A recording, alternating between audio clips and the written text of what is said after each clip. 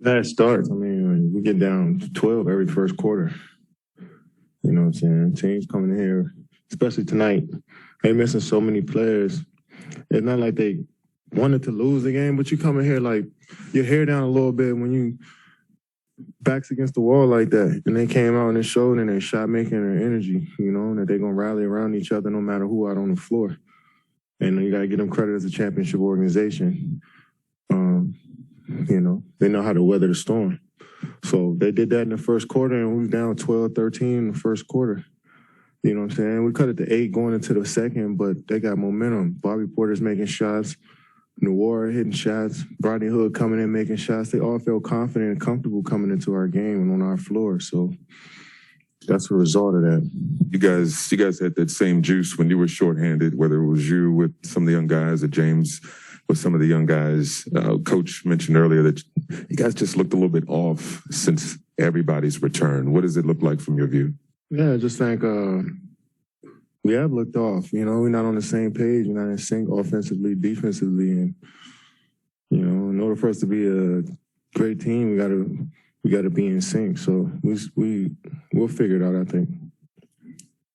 Kevin, just touching this a little bit, but where do you think your guys' biggest issues have been defensively during this, 4 or 5 game stretch? I mean, there's a multitude of offensive rebounds.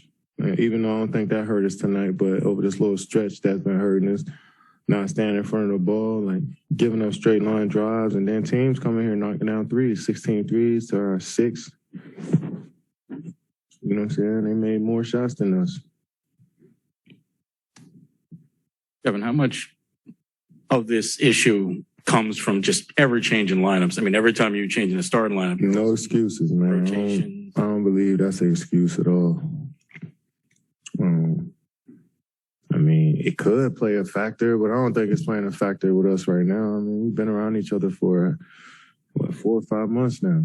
You know what I'm saying? So, and we know the business of the league is going to be different lineups, and we got to face different challenges as players, but it's about how we come together as a group. And sometimes we've been good in those situations, sometimes we haven't. So just keep grinding. One challenge that's kind of rare. I mean, you guys waited so long to finally get, I know Joe's not here, but kind of whole and get Kai back, and you guys have a huge win. Do you think any of that could have been like a hangover effect? No. He's here. Oh, now he's not here. No, I don't think so, because we've been playing majority of our games without him. So we know how to go back to, we professionals. You know what I'm saying? We veterans. We supposed to know how to adapt to, you know what I'm saying? And I think we, like I said, we've been playing without him all season. So one game shouldn't throw us off like that. You guys haven't won here since you decided you was going to come back and play in the road games. Do you worry at all that you're not going to have the same sort of desire to play at home as you do on the road, that you guys just aren't jazzed up enough to play here? Nah, I don't think that's the case at all. I think we all love being at home. It's just the fact that we're struggling, having bad starts, teams coming in here with major confidence. We got to turn the tide, and I feel like we will. I mean, our home crowd wants to get behind the team that's playing well, and I don't expect us to have a great home court advantage if we're playing shitty basketball. You know, that's just what it is. So, but I feel like we love playing at home, and it's on us to just play better. On the offensive side, obviously you want to play well defensively no matter what, but offensively, if you're not in sync or not getting the spacing you want, how is that impacting the overall flow in your view? I mean, it's definitely hard to play in a clogged up paint. But defensively, we still got to be who we are. We still got to get stops, and maybe get stops so we can run out and create some of that momentum off the transition. And you've seen that there a little bit at the end of the couple plays here in the end of the third quarter. But we got our defense created some offense for us, and that's what great teams do. That's what the Milwaukee's, the Phoenix, the Golden States, and if they're not making shots, they still guard up and maybe get some open transition buckets, and that might open their offense. Kevin, this isn't the first time you mentioned bad starts to us, so I'm assuming you guys have talked about these bad starts before. Just how do you kick that?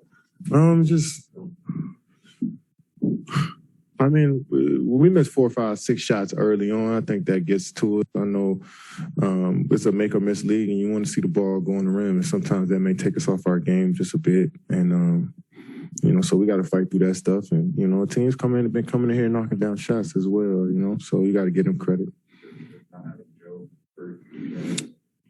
Yeah, we would love to have our whole team back, but I trust the guys that's going to step up and, fill that void until, our full team gets back together. So, no, I trust everybody who's there, who's on the floor, and who's going to get those minutes. And, as long as we're shooting the ball with confidence, I'm cool. Kevin, the other night in Indy, Kyrie was saying he's taking the vaccination stuff day by day. Knowing how much different you guys are with him compared to when he's not out there, as his friend, do you talk to him anymore about getting the vaccination so he can play in all the games instead of half of them? No, I mean, I told him how important he is, how much I want him to play on, play every game. But like I said, I'm not about to force somebody to get a vaccine. Like, that's not my thing. So he can play basketball. Like, no, I'm not about to do that. We had conversations about wanting him to be a part of the team and conversations about him being here full time. But that's on his time. Whatever decision he want to make, he gonna make. It's on us to come in here and be professionals no matter what and handle it and do our jobs. All of us, from the owner down to the equipment manager. You know what I'm saying? So whenever he's ready, he'll be ready. To that point, has he explained to you why he's chosen not to? I didn't even ask for an explanation. That ain't my place, I don't think. So I'm ready for whatever. That's been my whole mentality. Whatever happens in this situation, I got to still be me, still go out there and represent the way I represent. So I'm supporting to do, and wants to do. So, it's a weird situation. Like, who knows? Like, you know what I'm saying? I don't understand. Most of this shit, COVID, all of this stuff has been crazy the last few years. So me, I just try to stay centered and focus on me. When Kyrie's ready to make decisions for himself, he will, and I trust that. Thanks, Kevin.